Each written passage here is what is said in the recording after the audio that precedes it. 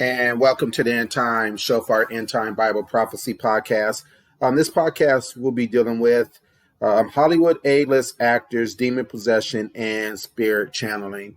From a biblical point of view, spirit channeling, I can use, for example, I think which will fit very well what we're going to discuss in this podcast. We need to go back to Acts chapter 16, verse 16, where it states where Paul has an encounter with the woman that has the spirit of divination or the spirit of Python. She's proclaiming that he is from the Most High God, and he knows the way of salvation. And even though she's saying some true things, he is testing the spirits, number one, which that tells us what to do in 1 John 4:1, to test the spirits, to know that they're of God, because there's many false prophets that have gone out.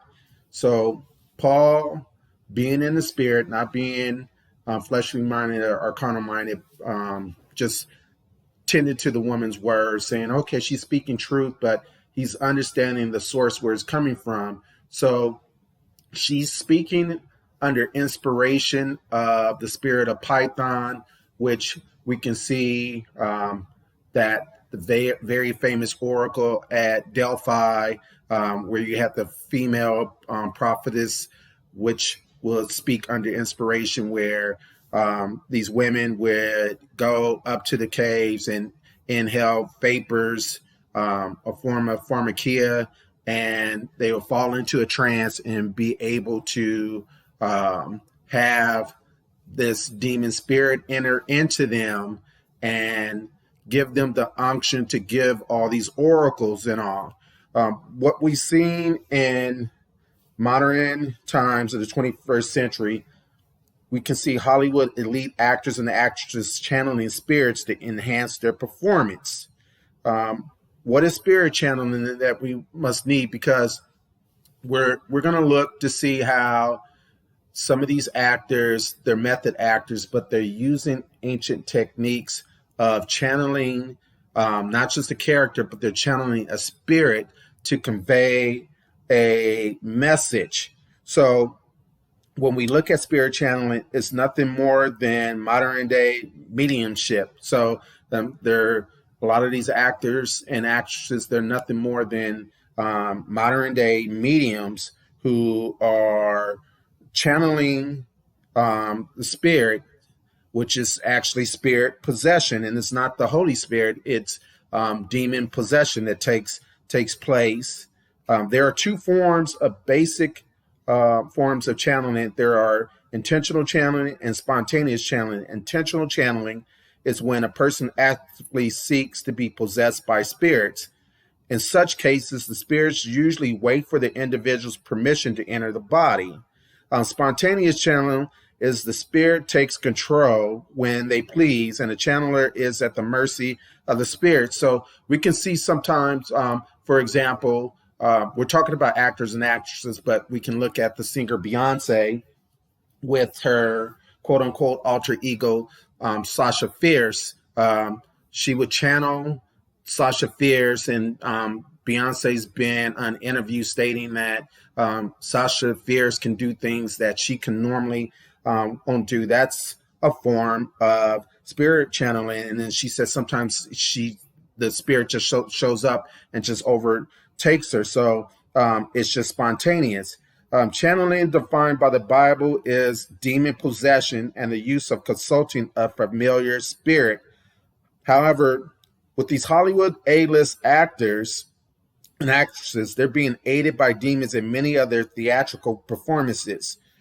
These actors are channeling spirits, so they're actually channeling spirits, and they're being used by these demon spirits. They're being a vessel or a host. They're hosting these spirits to lead people astray and lead them away from the gospel, lead them away from Jesus Christ.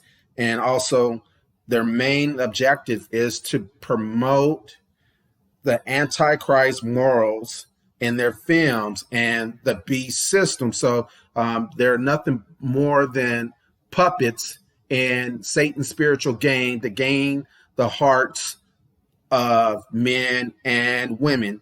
So we must look at what the Greeks had to say about acting.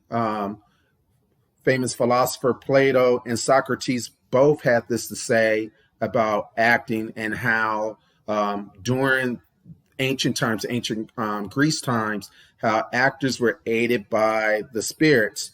Here's a quote from Plato. He says, "The gods don't communicate to mortals directly, but intermediary spirits. So mortals need figures to communicate with the gods. Thus, a demon or a demon becomes the figure needed of the petition, a source of evolving into sacrifices, initiation, incantations, prophecies, divinations, magic spells, and sacred poems." So this is the main point that we made initially when we started, when we were talking about in Acts chapter 16, verse 16, the woman had the spirit of divination there at Philippi.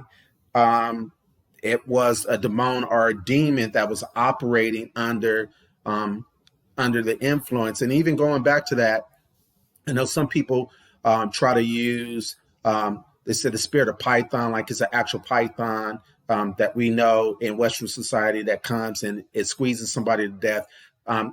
Near East or Middle Eastern culture in regards to a python was known as a dragon. So the python was a dragon, so they spoke as a dragon. So even in the book of Revelation, it talks about how the false prophet and the antichrist will speak as a dragon. So it's a demonic spirit that's being channeled through this woman. So that plays a part what Plato is talking about. When we look at Socrates in his writings, Actors and Actings, page 7 through 8, he says, "I like manner, the muse, first of all, inspired men herself because they inspire and possess. They are simply inspired to utter what which is the muse impels them, for not by art or knowledge do you say what you say, but possession." So here Socrates, he states, "For not by art or knowledge do you say what you say, but it comes by possession." To fully confirm what Socrates was talking about, methods of acting, that it's possession. Church of Satan founder Anton LaVey had this to say about the muse in his book, The Church of Satan, page 110. This is what LaVey instructed his followers, and this kind of lines up and confirms what Socrates was saying thousands of years ago. He says, this is what LaVey says. He says, "Keep yourself constantly open to demons who will whisper in your ear." An old meaning of demon is used closer to the muse, guiding, inspirational spirit. So here we see that LaVey is talking about the muse. So I want to go ahead and I really want you to kind of listen to some tidbits. This is from Michael B. Jordan, because Michael B. Jordan is very hot right now. But also, too, I want you to listen to Shamanic Witch down in Australia, what she had to say about channeling. And then we're going to listen to some sound bites from Michael B. Jordan, how when he was filming the film up in Northern California, Oscar Grant, I believe is the name of the character that he played, but it was a true story that happened. Oscar Grant, I believe, was innocent. He was shot dead by BART police, which patrol the subways there up in Northern California. And it was, it was big news, especially out here in California, what occurred. But we will listen to Michael B. Jordan talked about how he really channeled that character. And then also, too, the difficulty that he had psychologically after playing Eric Killmonger in Black Panther, the Marvel Black Panther. We can see the spiritual connotation of this, even with the movie Black Panther, very entertaining, very well written, but heavily laced with the occult and witchcraft and all. So we're going to listen to, first of all, we're going to start off with the Shamanic witch. Her name is Rebecca, and she's from Australia, and she's going to talk about channeling. Shamanic witch in Melbourne, Victoria, speaking with you about channeling, and in particular how spirits take over humans. How this works is you have certain boundary mechanisms inside yourself. These boundaries you'll feel will arc up sometimes if you're in danger, sometimes if you're not.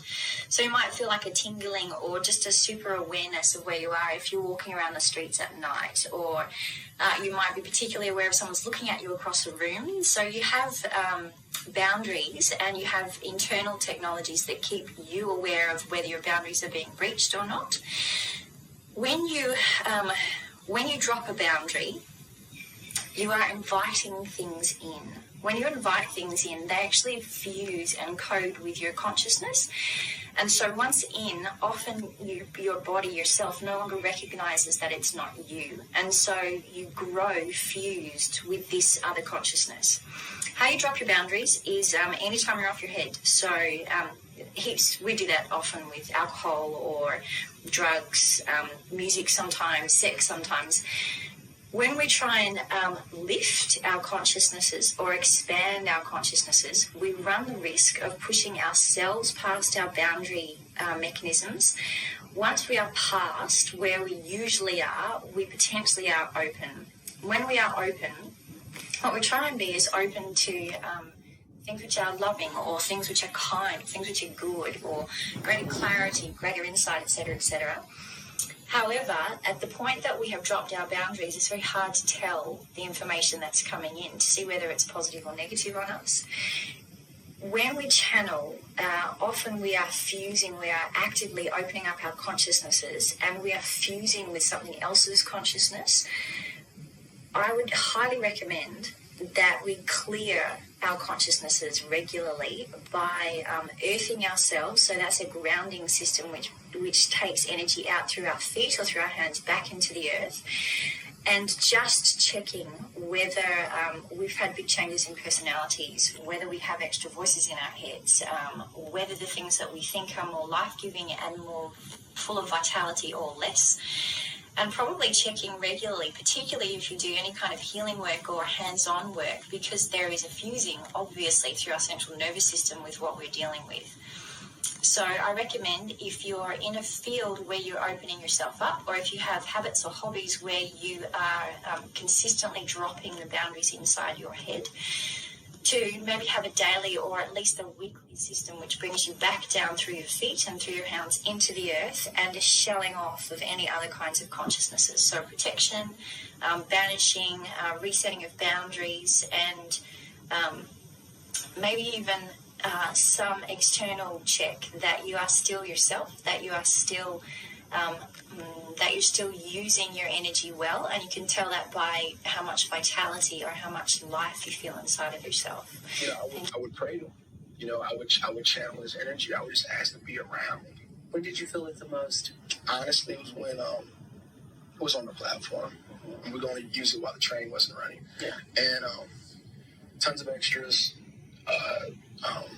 limited takes, one camera. But that's where his presence was around me the most. I think at the platform for sure. It was it's that weird eerie feeling, but it was a good feeling. I don't think I could have done it without him being there. Oscar. Yeah. The energy of his energy of Oscar's presence for sure. Yeah. Just is able to be so amazingly effective and convincing. So we're going to listen. That was Oprah interviewing Michael B. Jordan after doing Fruitvale. Now we're going to listen to an interview that Oprah does with Michael B. Jordan in regards to him playing Eric Killmonger and the aftermath of Black Panther. So here's Michael B. Jordan.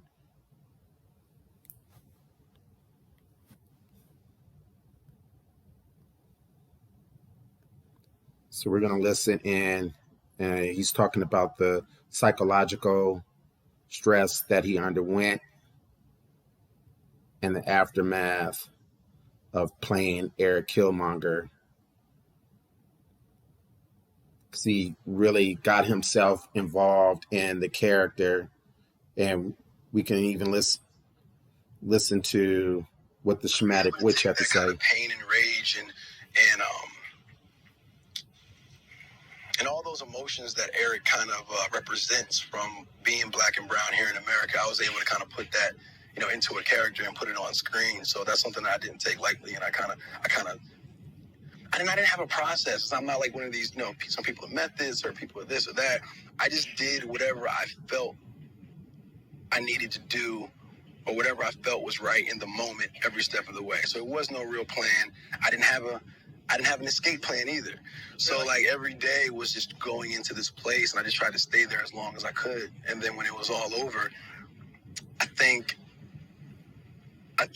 just being in that kind of that mind state, that real unapologetic, just real whatever all the time, kind of kept it caught up with me, and I got a little depressed. It was tough for me for a minute, Really? Just readjusting to being around the people that care about me, getting that love that I shut out for a long time. Like I shut out love. I didn't want love and affection. I wanted to be in this lonely place as long as I could in order to kind of capture the essence of what Eric, Stevens was, what Killmonger was. So when we wrapped the film, I'm like, in my mind, I was like, okay, cool, go back to, regular life, get back to LA, be cool. But it was a little tough for me at first to kind of like accept. It was hard just to lay him down and be done with it. Yeah. How did it take you a while? It took me, I don't really know exactly when I came out of it, but, I went to therapy, I started talking to people, started unpacking a little bit. I find that so interesting. I find that so interesting because I think the body doesn't know the difference. I remember having this conversation with a famous actor once about Anthony Hopkins. I was saying, Anthony Hopkins, I feel for you because, all the stuff you're taking in, you do so well. And he said, I used to not think about it, but as I've gotten older, I do think about it because he was saying that he had just done a film and he had said to the director he was going to do one wide shot and one close-up because he had to have a heart attack because he didn't want to put his body in that state too many times because your body doesn't know the difference when you get yourself into that state. And so that's why I think it's interesting for people to hear that even though you're playing this character, sometimes the essence of that, the energy of that still remains. 1,000%. Still remains. And like your mind is so powerful, your mind will get your body past a threshold that it would have given up on way before. Like there were moments where physically I probably shouldn't have continued. But my mind was like, no, we're almost to the finish line. You got to get past that. You got to get past that line. But as soon as I got past that line, my body said, okay, we can shut down now. Yeah. And then it would shut down after that. So I think honestly, therapy, just talking to somebody was something that really helped me out a lot. And as a man, I think, we get a lot of slack for it of, you don't talk to nobody, you know what I'm saying? That whole, what it is to be a man, being masculine, like that, that doesn't, I don't really subscribe to that because I feel like everybody needs to unpack and talk, whether it's, at a therapist or it's, a close friend or a family member or somebody. So here we hear the words of Michael B. Jordan after doing the movie Black Panther, how he had to undergo therapy and counseling after just really immersing himself into this character. I want to discuss Shirley MacLaine because Shirley MacLaine, Academy Award winning actress, she really fused spirit channeling and New Age and really brought New Age movement into the forefront when she did her TV miniseries on ABC back in the late 80s. It really brought to the forefront channeling and the new age and so forth. We know that she is an A-list actress, and she states this about channeling. She said, "I've seen so many channels and mediums over the past few years. I decided I would apply the same thing to show business. I simply channeled a character that we created, and this allowed the character to inhabit me, and I trusted the magic would work." So she is very much more, a little bit more knowledgeable than Michael B. Jordan. Michael B. Jordan's probably just following methods of how they taught him in acting school and all, which he probably may be ignorant and unaware that this is a occult practice. But we can listen to Shirley MacLaine giving a speech, and she's talking about Jack Nicholson channeling spirits. And let's listen to Shirley with her own words talking about Jack Nicholson. Ladies and gentlemen, Shirley MacLaine.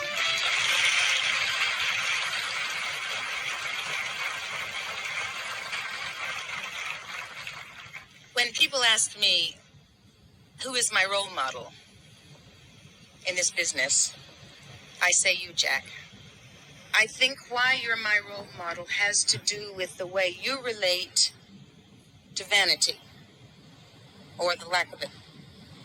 I mean, I have to tell you, I just adore the fact that you don't care how you look. I adore how you commit to the part. You don't care about your little bald spots. You don't care about your stomach. Remember that wonderful stomach.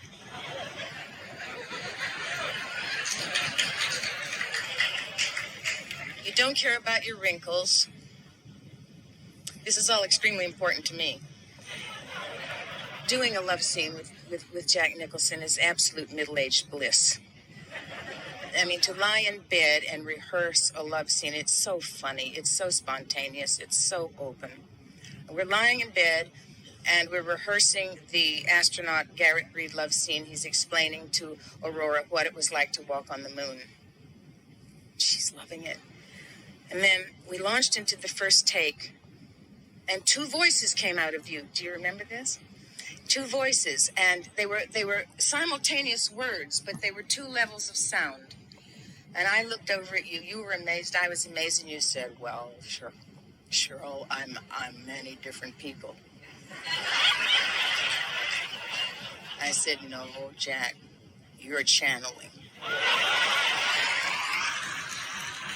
So she states, she's talking about her filming a movie with Jack Nicholson and two voices coming out of him. And he says, "I'm many different people." And she says, "No, Jack, you're channeling." So a lot of these actors, even the late, great Robin Williams, talked about that he was many different personalities and all, and have demons. Johnny Depp is another actor who claims that he has many different demons and all, and it's just mind-boggling what takes place. What we think is entertainment is a lot of these actors are using occult practices to channel these spirits, and it's no wonder that so many of them get involved in drugs and alcohol and can't stay married and just other things and all, and not the most moral people, but yet and still Satan gives them such a high platform where people celebrate them, people follow them on Facebook and on Instagram and on Twitter and all the social media platforms and all, and people show up when they make appearances and almost fainting and worshiping them like as their little gods and all. I want to move to the next actor, which is Nicolas Cage.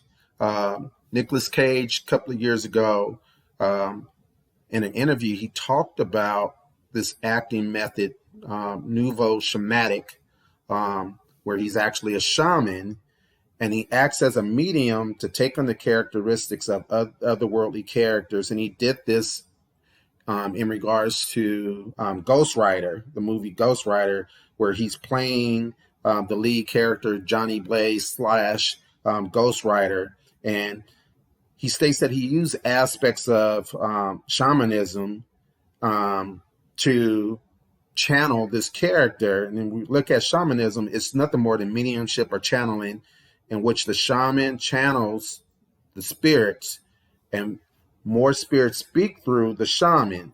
These spirits displace the shaman's personality, whose behavior and mannerisms and voice may change dramatically. So let's listen to Nicolas Cage's own words of getting into character and using this acting method of nouveau shamanic.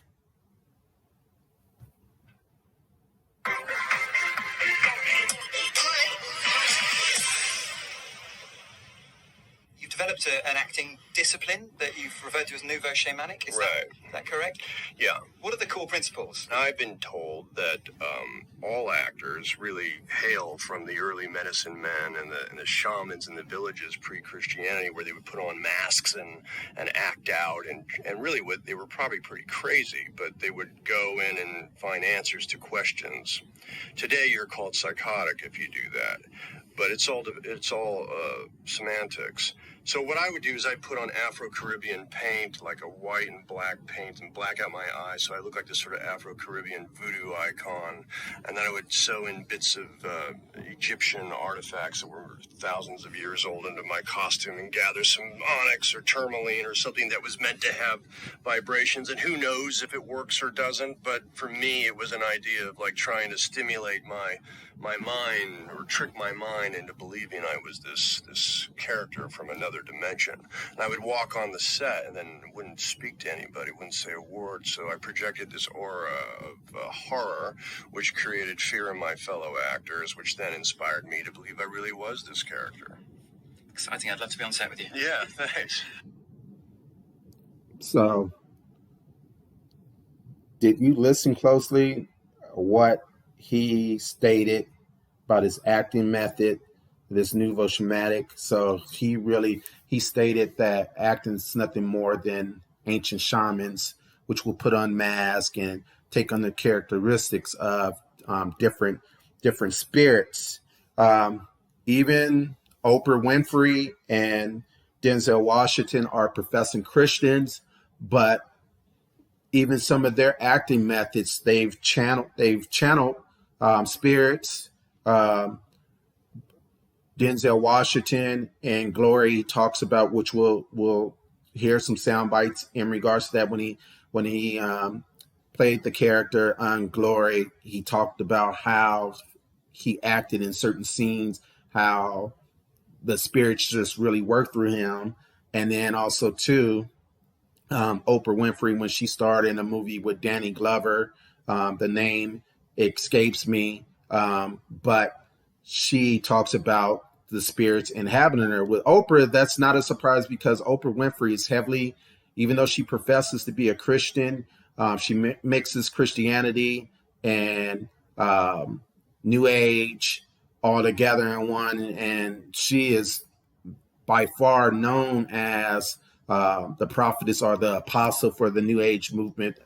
Anytime she has a show promoting New Age spiritual leaders and their books and all, their books usually go to the top of the best-selling list, and just so many other things and all. But let's go ahead, and this is clip comes from Good Fight Ministries when they did their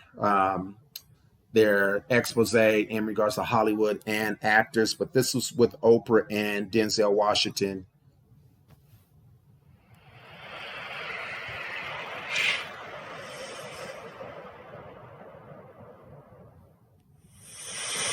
So many of Hollywood's most famous actors and actresses able to be so amazingly effective and convincing in their performances. That guy was so electrifying that it came through the television. How is it that they can move us to laughter, tears, or anger at the drop of a hat? Are they truly gifted with natural talent, as many suggest? You see this and you're dazzled by their talent. Do they possess a creative streak of genius that is unknown to most men? Or unknown to most men, are they in fact possessed? Is it possible that these actors and actresses are possessed by demonic spirits who have a specific agenda to fulfill? Oscar award-winning actor Denzel Washington told 60 Minutes exactly how he brings forth his best performances. Basically, what I did was got on my knees and sort of communicated with the spirits. And when I came out, I was in charge. Powerful scene. Powerful scene. I couldn't have acted that. I couldn't have written that down and made a decision to play that. What are you gonna smoke that? Nope, you are. Hell if I am. Yeah, Jesus freak. Yeah, Jesus freak. The one-woman entertainment empire known as Oprah has strong affiliations with the demonic realm. The most familiar face on television says, "You can not only use your body and physical self. This is how I see acting. I ask my body to be the carrier for the spirits of those who have come before me in a way that is most meaningful to the character. Just become the vehicle for that character." Calling out for these entities to take her over so that she may become a sparkling puppet, Oprah admits of her work before the camera. I tried to empty myself and let the spirit inhabit me. With her global influence, her shows have become a smorgasbord for the New Age agenda. So, actually came back to my mind the movie that Oprah that is speaking about how she let the spirits inhabit her was Beloved, starring Danny Glover. And you heard Denzel talk about being on the movie Glory, how he acted the scene. He said the spirits came in and he was able to deliver a powerful performance on that actual scene. So we have to know that these actors are being used by the enemy. Want to go to a couple of scriptures. Deuteronomy 18, verse 9 through 12 says, "When thou art come into the land, which is the Lord thy God, and giveth thee, thou shalt not learn to do after the abominations of those nations. There shall not be found among you any one that maketh his son or his daughter to pass through the fire, or that useth divination, or observer of times, or an enchanter, or a witch, or a charmer, or a consulter with familiar spirits, which is channeling, or a wizard, or a necromancer. For all that do these things are abomination unto the Lord. And because these abominations the Lord thy God doeth drive them out before thee." 2 Kings chapter 21, verse 6 in Amplified Bible says, "And he made his sons pass through the fire and burnt him an offering to Molech. He practiced soothsaying and augury and dealt with mediums and wizards. He did much wickedness in the sight of the Lord, provoking him to anger." So mediums are spirit channelers. Isaiah chapter 8, verse 19, it says, "When the people instead putting their trust in God shall say to you, consult for direction mediums and wizards who chirp and mutter. Should not a people seek and consult their God? Should they consult the dead on the behalf of the living?" So we see a lot of these A-list actors are using so-called method acting, but however, they're using occult practices to channel these spirits to get into their performance. But if I'm not saying acting is a sin, but if you're a Christian and you're looking to fully go into this career path and want to further your career in Hollywood, there's some things that you may have to consider. You may make some compromises that may not line up with the word of God. You may be asked to try to take on some of these acting methods to really get immersed in this character, and you have to use spiritual discernment. And then you may have to make the decision, well, I'm not trying to be an A-list Hollywood actor. Maybe I'll do my own independent productions that will have a message that would deliver a message of the gospel that would bring Jesus Christ honor and glory instead of selling out to the world. And as Jesus says, what does it profit a man to gain the whole world and lose his soul? So it's not worth losing your soul to get the adulations and the praises of men and women of this world. But you want to make sure that when you see Jesus, you want to see him in peace, that he says, well done, my faithful servant. You don't want Jesus to turn and you say, well, didn't we do this in your name? We did this in your name. And he'll say, depart from me, you workers of iniquity. I never knew you.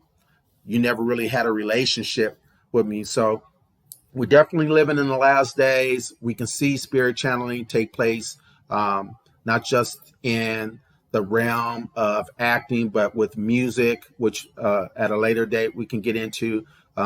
Within the music industry, we can look at examples of Beyonce channeling Sasha Fierce, Nicki Minaj channeling different spirits with her, which she's been interviewed. So the Roman Zelensky was one of the entities that she channeled. So as a Christian, we have to base stuff by a Christian worldview and put stuff in a spiritual perspective and be able to see things based on the word of God and spiritually. God bless. This is the End Time so far. Signing out. You guys be blessed. Stay prayerful, stay strong, stay faithful unto the Lord, and tune in, subscribe to the podcast. God bless.